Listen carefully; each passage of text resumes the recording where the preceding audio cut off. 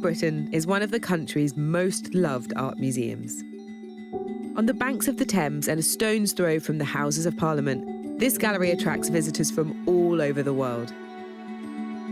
And with a collection that includes many masterpieces of British art, it's hard to imagine anybody leaving disappointed. In this series, I'll be staying after hours to piece together the story of modern art in Britain. I'll be exploring landmark works from the 19th century through to the present day, and discovering artists who defied conventions and changed the way we think. In this episode, I'll step inside the incredible imagination of William Blake. I'll pull back the curtain on the pre-Raphaelites to tell the real-life story behind one of Tate Britain's most iconic works. And I'll discover a raft of women artists who kicked against the system and dared to be different at the start of the 20th century. This is Stories from Tate Britain.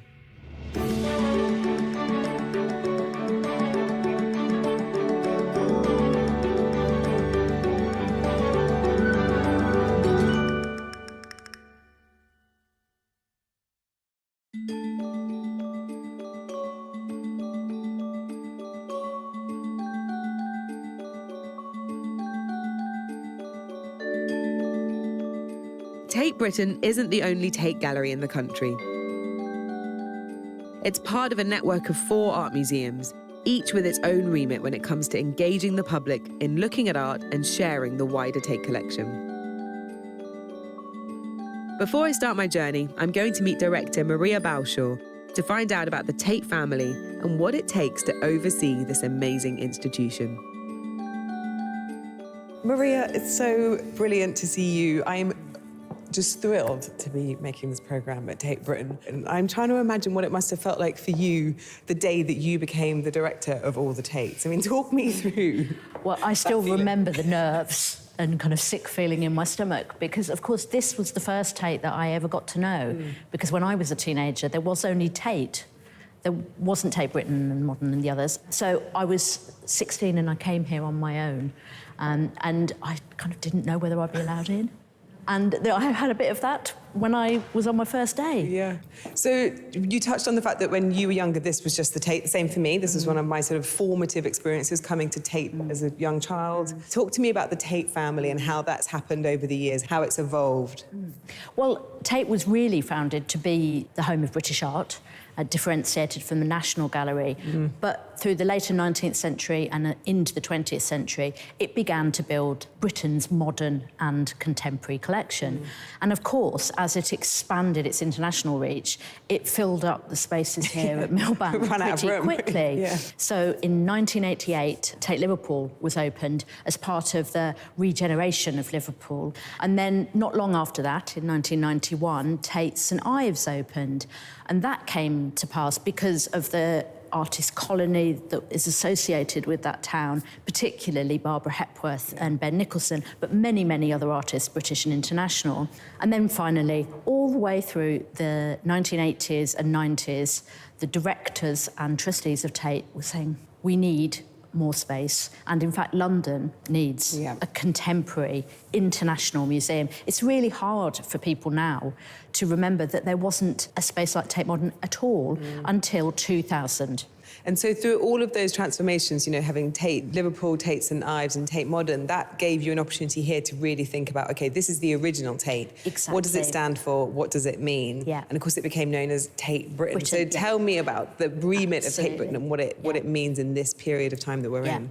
Well, as Tate Modern took up the international mantle, Tate Britain was birthed as the definitive home of British art. There's literally nowhere else to see the story of British art quite like this. No, really nowhere else. You begin at the beginning of British art and you get to what's being made now. So more than 500 years. And a huge thing that defines Tate Britain and its sort of history with the Tate originally was the idea of art of its time. And I know that Tate Britain is just so clever at ways of thinking about who's making art today, whose art should we be acquiring, who should we be showing. Talk to me a bit about that. Yeah, we absolutely are committed to supporting the emerging artists of our own time. I always say that we have to remember that Turner had to fight to get to be shown in the early stages of his career. And if that's the founding collection, he was a contemporary artist, and Tate Britain should always be committed to the artists that are emerging across the whole of the UK right now. There's, of course, the Turner Prize that everybody in this country's heard of, I think. And then also the recent acquisitions. I mean, this room's got works acquired by people who are still in the first 10 years of their practice, practically. Absolutely. Well, this work by Rachel Jones is one of my particular recent favourites. I love it. And it was included in the reopening of the Rehang, and one of my highlights of the whole night was seeing Rachel standing in front of her painting, and you could see that kind of, this is electrifying for me. So we really do want to support those artists who are making their first great strides in their own careers, and we want their mark on our collection. Talk to me about some of the things that I'm going to see, some sort of standout moments in the collection as I take this journey of stories at Tate Britain. You've got some of the most important single paintings of British art history. People come from Tokyo to see Ophelia and stand in the middle of the Pre-Raphaelite gallery. You know, the appetite for that movement in the 19th century is unquenchable, and it's probably our most visited room. After that, you've got the wonderful early 20th century modernists, but you can also look at how Britain embraces abstraction or pop. And then if you kind of walk your way back through the 19th century, of course, one of my inspirations is William Blake's work. And those often tiny, still luminous drawings and watercolours are really one of the true jewels of our collection, along, of course, with Turner, which founded Tate. So we always have Turners on show. OK, well, it's completely tantalising. I'm kind of overwhelmed at the prospect of all this juicy British art history I'm going to get. Thank you so much, Maria. Very welcome. I'm starting my journey by looking at works by William Blake. Some might know him only by his poetry, but Blake didn't just express himself with the pen, as curator Alice Inslee joins me to discuss. Alice, it's wonderful sitting in this room with you with all these exquisite works, almost like a temple to William Blake. He's a star of the Romantic period. Tell me about what that period means. What does that word romanticism mean? I think it's really hard to define, but I think this was kind of in the late 18th and early 19th century. It was a time of huge change and turmoil.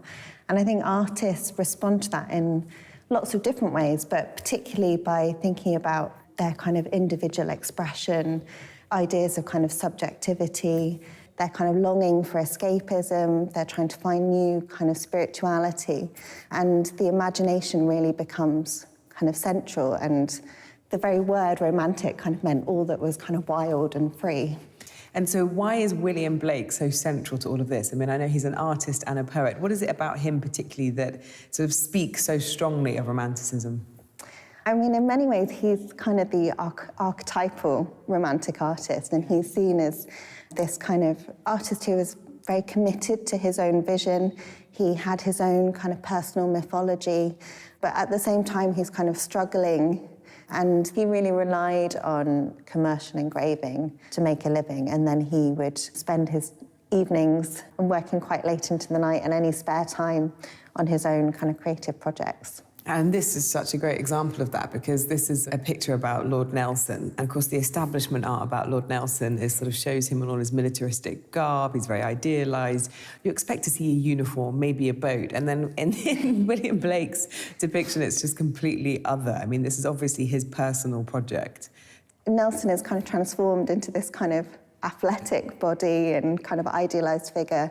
And he's with Leviathan, the kind of biblical serpent who's kind of part of the apocalypse, and figures are kind of writhing and trapped in the coils. I think Blake is very much thinking in quite an allegorical language, and I think his image is really ambivalent. You don't know whether he thinks that Nelson is a hero or a villain, really, because Nelson is kind of bringing destruction, and that's very clear. Yeah, and there's a lot of things in the picture as well, which we sort of take to be symbols of various things, including what seems to be an enslaved person underneath his feet. Can you talk us a little bit about the way that we try and read a picture like that? Yeah, in visual art at the time, it was quite common to show different kind of stereotyped figures as representing the nations at the feet or submitting to Britain. Blake did kind of write against slavery and was kind of quite anti-establishment in his writing and wrote against empire. But yet this image doesn't necessarily escape the kind of stereotypes and ideas of the time. Yeah, I'm guessing he's not the kind of artist that kings and queens and the wealthy patrons of the day are begging to commission for works. His driving ambition was to be recognised as an artist of national importance, but he never achieved that, and I think his contemporaries didn't really know what to make of him. Even one of his friends, the artist Thomas Stothard, kind of said that his images were like the conceits of a drunk man or a madman. But he did in kind of later life, when he was in his 60s and in failing health, a younger generation of artists who were all in their kind of late teens and 20s kind of discovered him, and they called themselves the Ancients. It was artists like Samuel Palmer, and it's their idea of Blake as this kind of neglected genius that has really endured, I think, in the way we think about him today. Wow, that's fascinating. I love that it's always artists that find out the other great artists. Thank you so much, Alice. Thank you.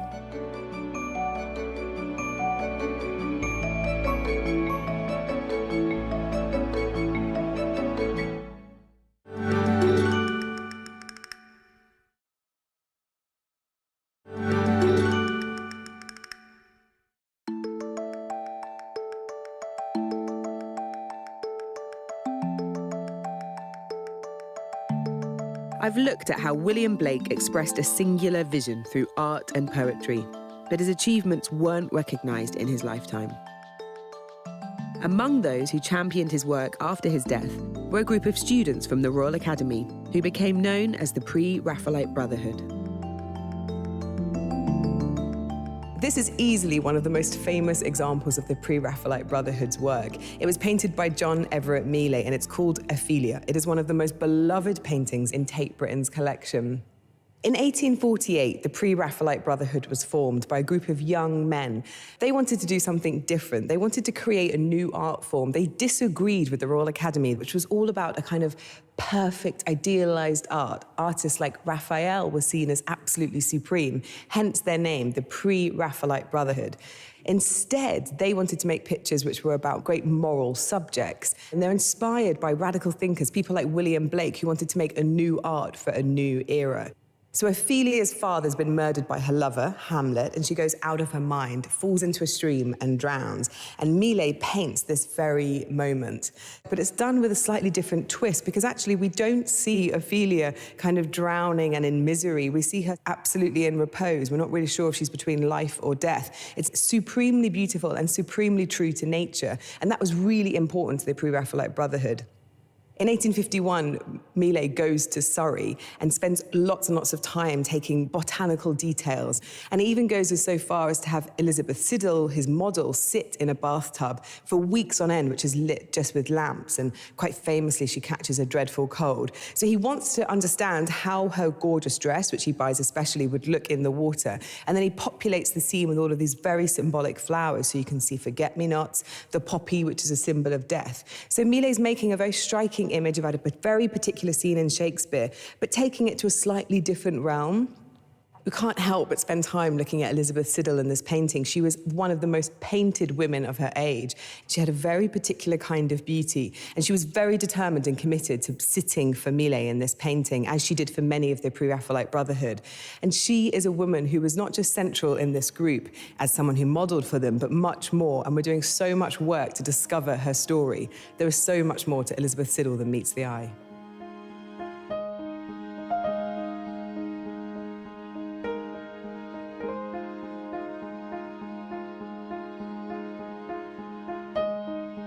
To uncover the story of Elizabeth Siddal and her own artistic successes, I'm meeting Carol Jacoby, an expert in all things Pre-Raphaelite.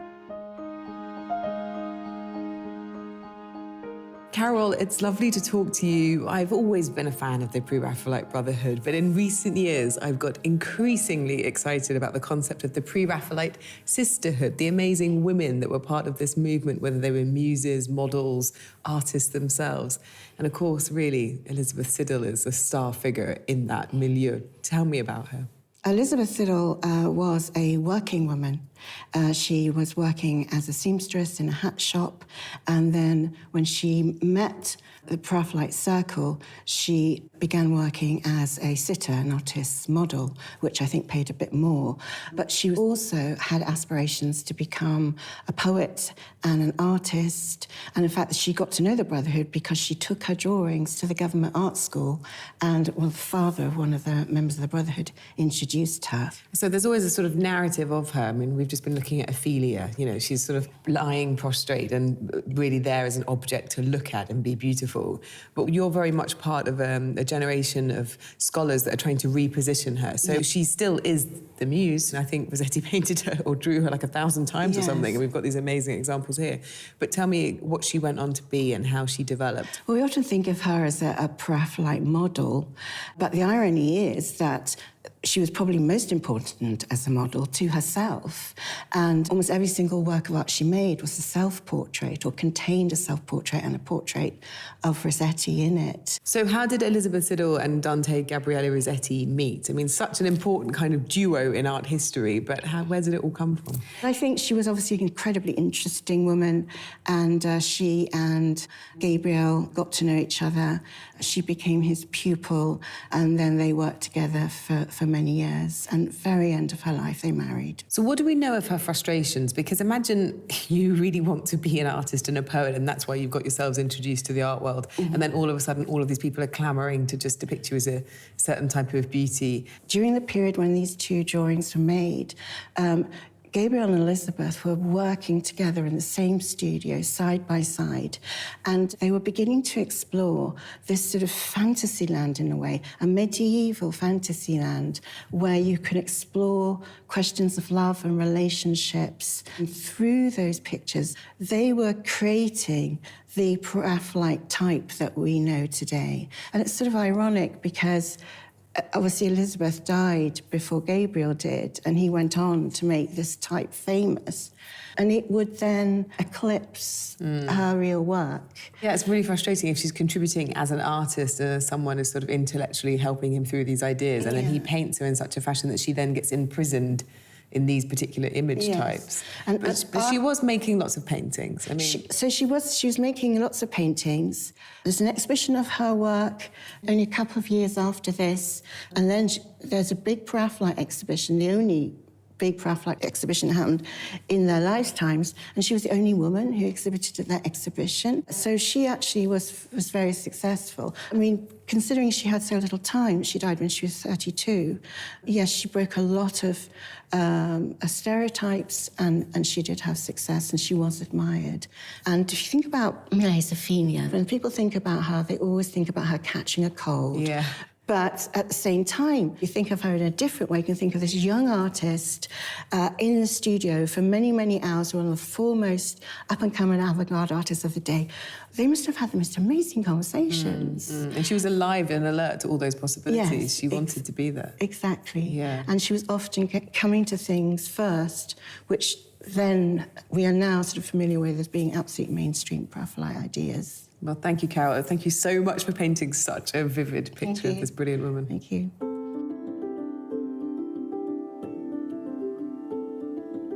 At the same time that the Pre-Raphaelites were setting out their ideology, the country's greatest artist was coming to the end of his life.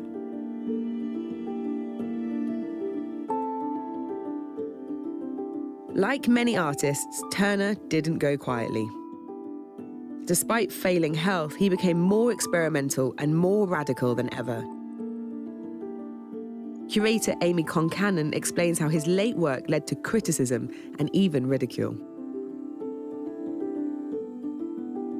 We tend to take as the late period in Turner's life anything from about 1835 onwards, and there really is a shift in his work at that time. He starts to go back in time and pick out subjects from his youth that maybe he can recast and rejuvenate using his late style infused with colour and infused with light. But he also turns his attention much more towards the sea and the sense that man is very small, really, in the vast grandeur of the sea. I think by this stage in Turner's life, he had reached a point of self-confidence and the sense that he knew his place in the artistic canon. And so he becomes bolder. He perhaps cares less what the critics may say, or he says he cares less about what the critics may say, but he really reaches for the possibilities of what his imagination can do. One of the works in which Turner goes back to a subject that had occupied him earlier in life is Norham Castle. This late version of Norham Castle is very different to earlier versions. The composition remains the same. The castle is still central. It's still elevated above the landscape. But in Turner's late painting, it's very difficult to see where the air melts with the water and the clouds, and it's suffused with such radiant sunlight that it all becomes a dreamlike mass. Turner's rival, John Constable, spoke of the way that Turner's paintings looked like they'd been painted with tinted steam, and I think that's a really nice description of the airy quality in Turner's paintings. Turner's relationship with his critics in the last 20 years of his life is absolutely fascinating and often very funny. There was one caricature which saw him painting his canvases with a mop filled with yellow paint. Others saw that the canvases must need to be made out of asbestos because they were so fiery and so ablaze with colour. But it was really that, it was his use of colour that the critics didn't particularly like. And some critics felt that Turner was really going too far in his imagination. He was using his imagination more than observing reality. Turner undoubtedly laid the foundations for later movements of modern art in both Europe and America and around the world. His use of light, his use of colour, his emphasis on emotion and the feeling of being a human at any point in time, of living through a time of great change, instability and uncertainty, and of capturing that on canvas really paved the way for those later artists like the Impressionists, like Van Gogh. And into the 20th century, you've got Mark Rothko and Jackson Pollock, and even artists today still reference Turner, so his legacy lives on.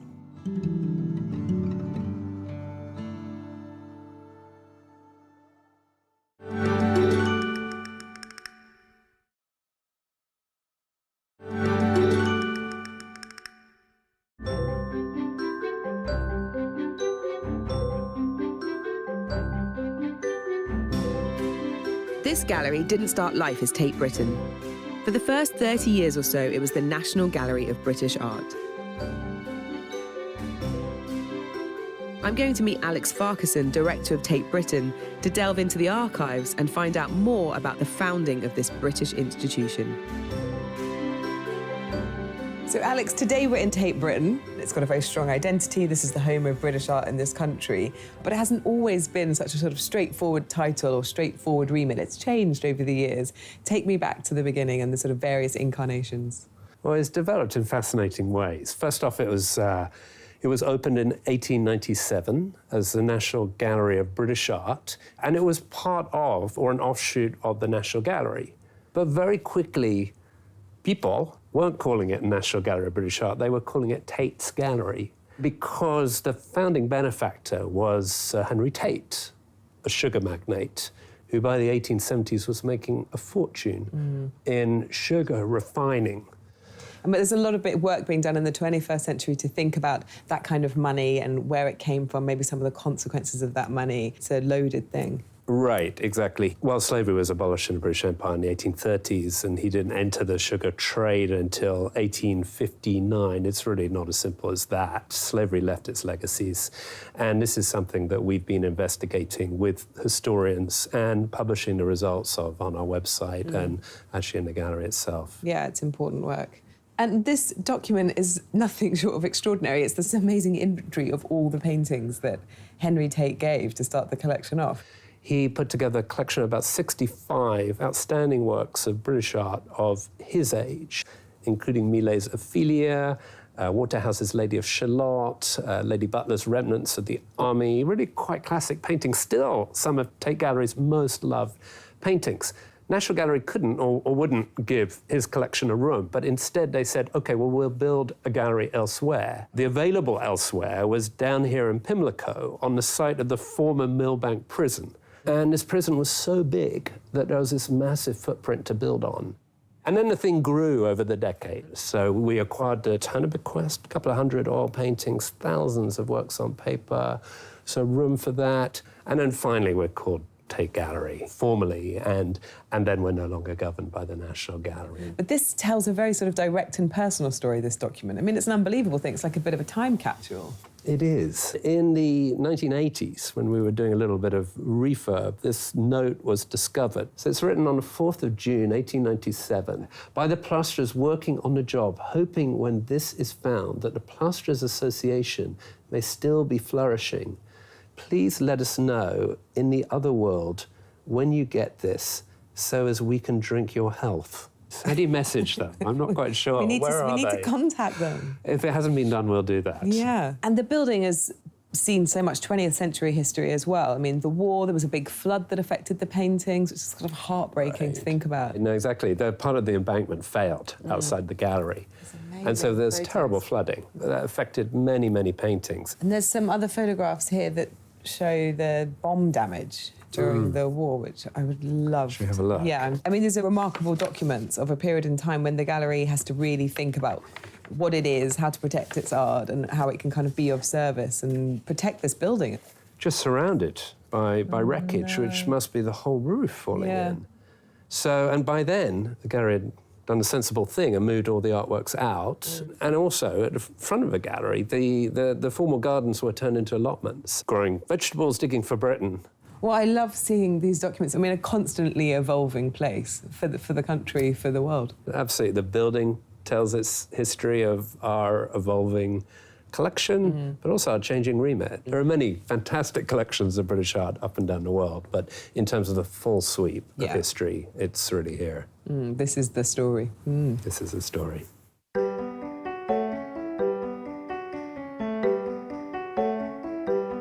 I've looked at the life of Elizabeth Siddal, an artist whose ambitions were frustrated in the era of the pre-Raphaelite Brotherhood. Half a century later, the situation wasn't that much different. But by now, there was a whole generation of women artists studying art alongside their male contemporaries and exhibiting in some of London's most prestigious galleries. Curator Tabitha Barber is meeting me to look at how these artists defied conventions and paved the way for future artists. Tabitha, we're in a groundbreaking exhibition that you've curated, Now You See Us. Tell me all about your objectives. It's an exhibition that was long in the pipeline, covering 400 years of women artists who were all known in their day, who pursued art as a livelihood. The exhibition is not the journey of women becoming professional. It's that women have always been professional, but the fight was to be able to pursue a professional career on the same level as men. And you've done so much work to go back and give us a revised version of art history to say these women were here, and you've had to do all this digging to basically pull them out, to find references and exhibitions and paintings and archives. And it has been a work of archaeology, really, uncovering all these lost careers. Our visitors have made it very clear that there are a handful of women artists in this exhibition that they know. Angelica Kaufman, the first woman to be a Royal Academician. Gwen John is certainly one artist that people have heard of, and Laura Knight. But all the other women in between, they have always been there, present in the art world, but they've simply been forgotten and they're not present in mainstream art historical narratives. And here we are with one of my favourite pictures in the collection, which is the Gwen John. To me, it seems so contemporary. There's something so psychological in its kind of pensiveness and how quiet it is as an image. Tell me about Gwen John. It's a relatively early work for Gwen John. As you say, it's a very quiet image, but there's an absolute intensity about it. It was really admired by Frederick Brown, who was the professor at the Slade, who would have been one of Gwen John's tutors. He purchased it.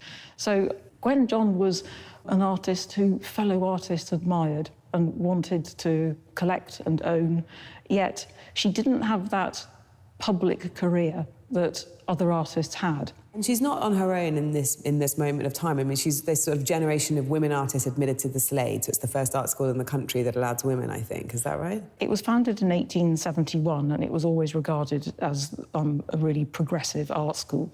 It admitted male and female students on an equal basis. Women were admitted to the life drawing class right from the very start. Which, of course, was impossible at the Royal Academy. Absolutely impossible at the Royal Academy. Students there had to wage a campaign that lasted for decades, and they weren't admitted until 1893. So at the Slade, it was always the case that women could study on the same level as men. I mean, it's so great seeing Gwen John in the company of all of these brilliant modern women artists working in Britain. Who are the people that she paved the way for? Who are her contemporaries? What other names should we know? Well, I think she's interesting because she's at the Slade in the 1890s, and it's in the 20th century that I think the other known women artists really emerge. They were also Slade students, but they was a slightly different generation to Gwen John. So Dora Carrington and Winifred Knight came just a bit later.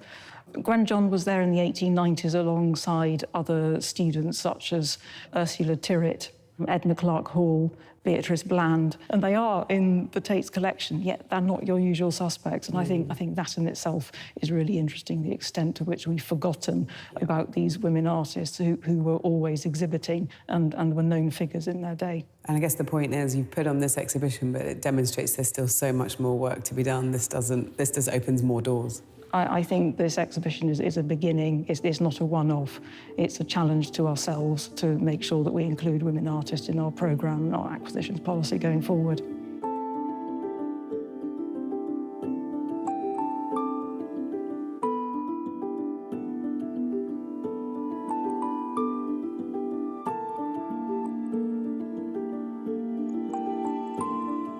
You might be forgiven for thinking that historic women artists only painted still life pictures, small domestic scenes, but Ethel Walker proves otherwise. This is a picture called The Excursion of Nausicaa from 1920. The subject is Homer's Odyssey. So she takes this epic tale and she presents it to us in a very new way. This is an image made by a woman of women. In fact, Odysseus is there, but he's been relegated to the top corner. He kind of peers in on his own story. And what she puts center stage is all of these fabulous women in all these different clothes, poses, and attire. They're washing clothes, so actually you see them in this quite domestic duty, but done with great classical rigor. They're dignified. There's a kind of quiet solemnity to their actions in these very beautiful colored tones.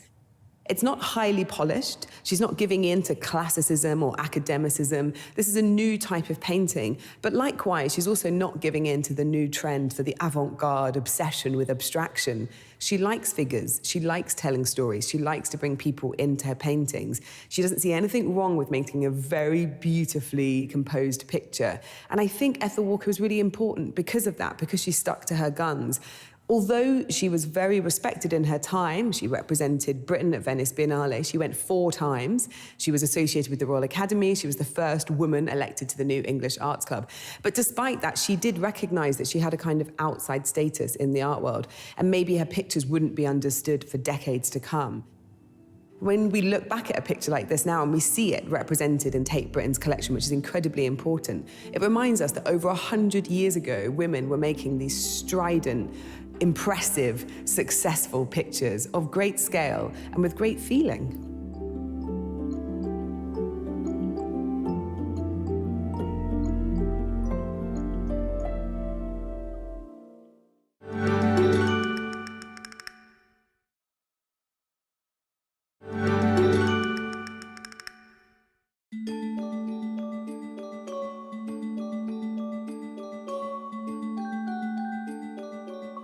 Tate Britain occupies a unique space in the landscape of British art.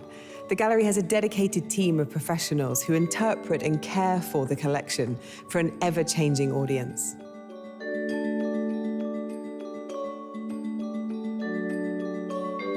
Jane McCree is a painting conservator, and she's been working on paintings by James McNeill Whistler.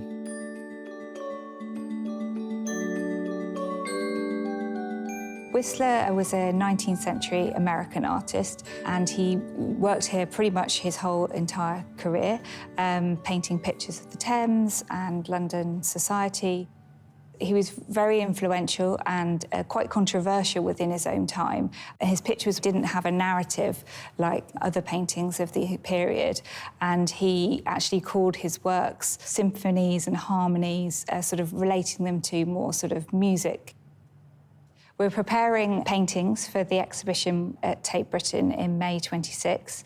It's a retrospective of Whistler's works, and we're looking at all of our 9 Whistler paintings. We're going to be doing a sort of technical examination of all of the pictures to sort of make some conclusions about how he painted and his materials and techniques.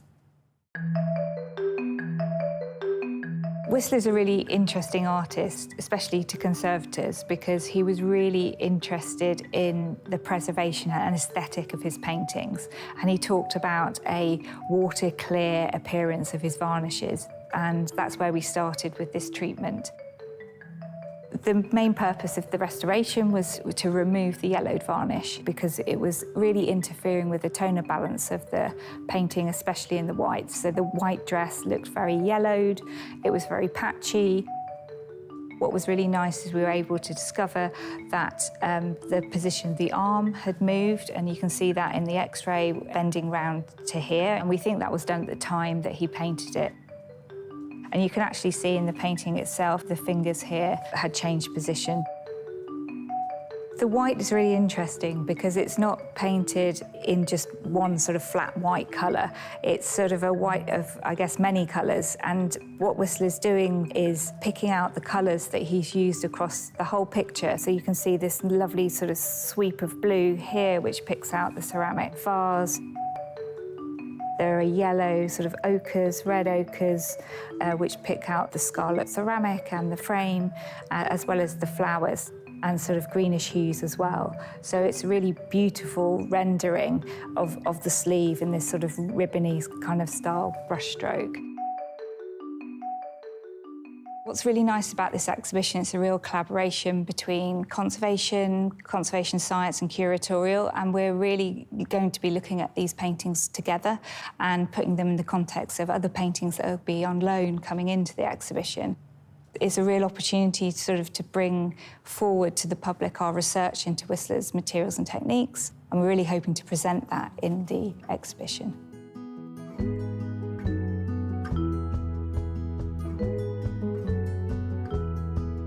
The late 19th and early 20th century had been one of the most progressive moments in the history of European art. In Britain, there followed a flourishing of artists inspired by the Impressionists, but keen to put their own stamp on what they created. This is Ennui by Walter Sickert, painted around 1914. We know it's a subject he felt worthy of repetition because there are a few versions of Ennui, but this is by far the most finished and largest painting that Sickert created on this subject. But what is the subject? For me, the subject is just atmosphere.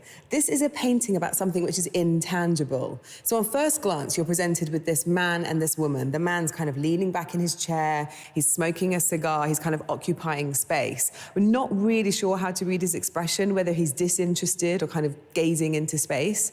And the woman, she looks thoroughly fed up. Her body language turns away from us. They're kind of occupying very different realms entirely. Because it's a domestic interior, we assume that they're husband and wife, but we don't really know. Because despite the fact that this is a very realistic painting full of incident and detail, there's absolutely no narrative structure. Sickert doesn't let us go any further with the painting. He suspends us in space. And ultimately, he suspends us in the title, Ennui. It's not so much boredom, because boredom is temporary, and boredom is the literal translation of ennui. It kind of goes beyond boredom. It goes to something which is about dissatisfaction, of maybe a slight disgust with one's life, existential crisis even. Although the scene might feel incidental, that he's just happened upon this couple, it's very staged. Tickett's gone to great lengths to underscore the meaning of his painting.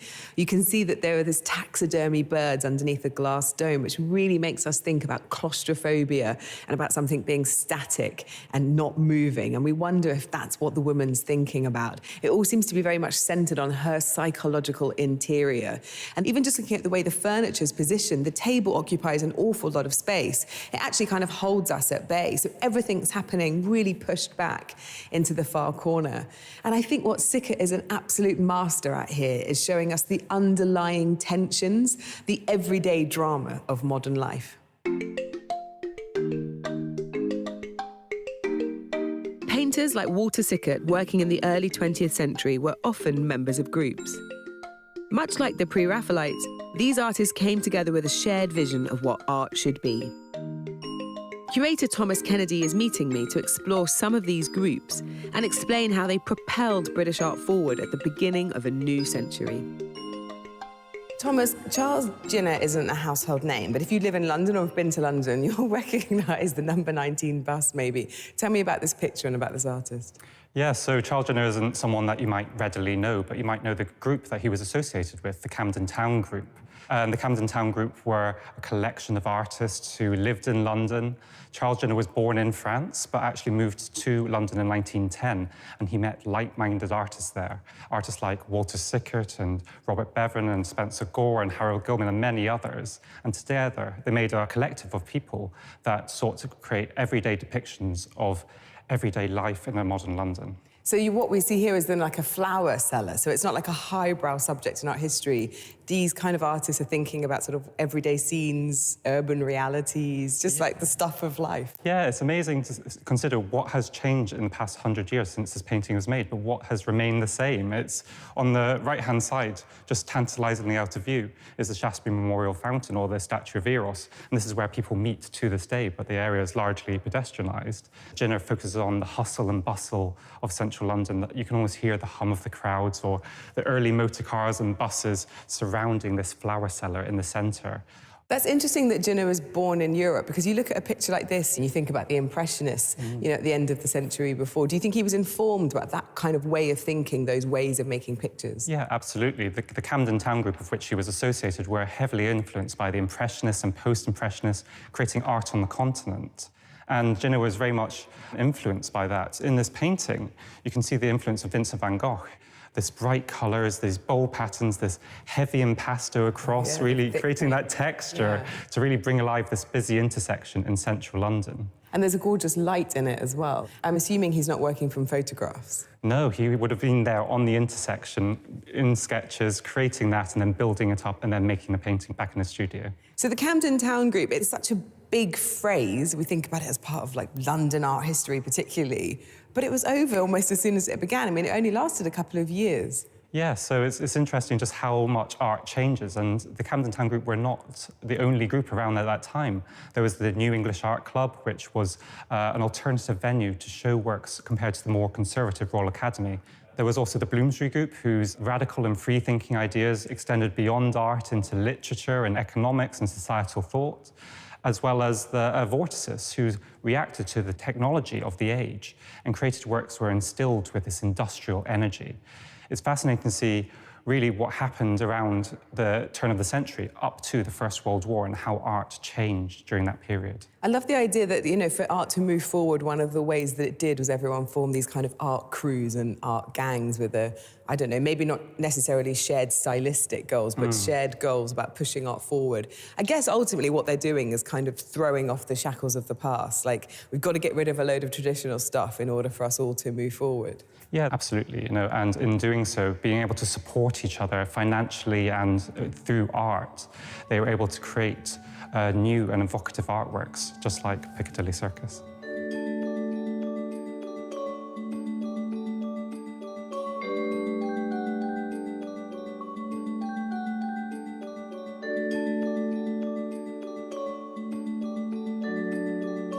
In this episode, I've seen how the walls of Tate Britain begin to tell the story of modern art in this country, from 18th century radicals like William Blake and J.M.W. Turner, through to forward-thinking artists who were banding together at the start of the 20th century.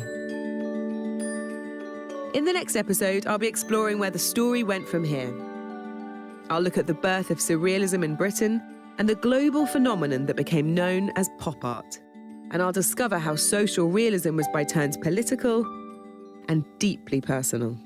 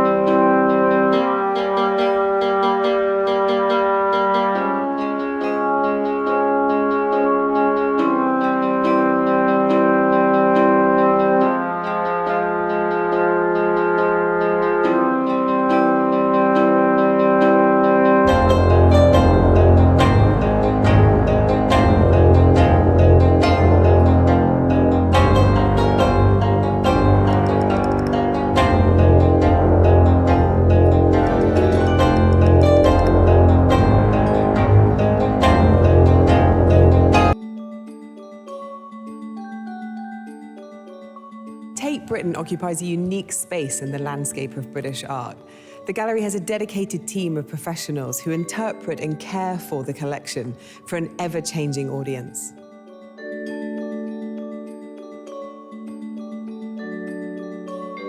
Jane McCree is a painting conservator, and she's been working on paintings by James McNeill Whistler.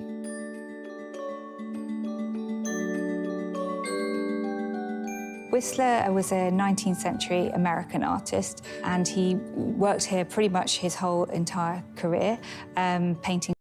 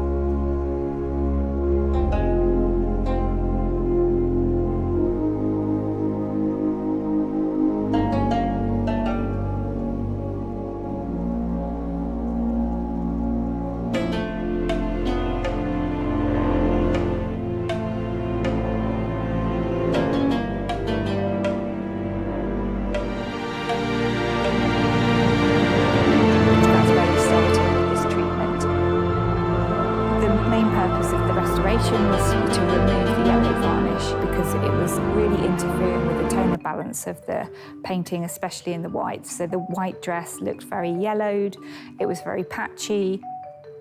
What was really nice is we were able to discover that the position of the arm had moved, and you can see that in the X-ray bending round to here. And we think that was done at the time that he painted it. And you can actually see in the painting itself, the fingers here had changed position. The white is really interesting because it's not painted in just one sort of flat white colour. It's sort of a white of, I guess, many colours. And what Whistler's doing is picking out the colours that he's used across the whole picture. So you can see this lovely sort of sweep of blue here, which picks out the ceramic vase.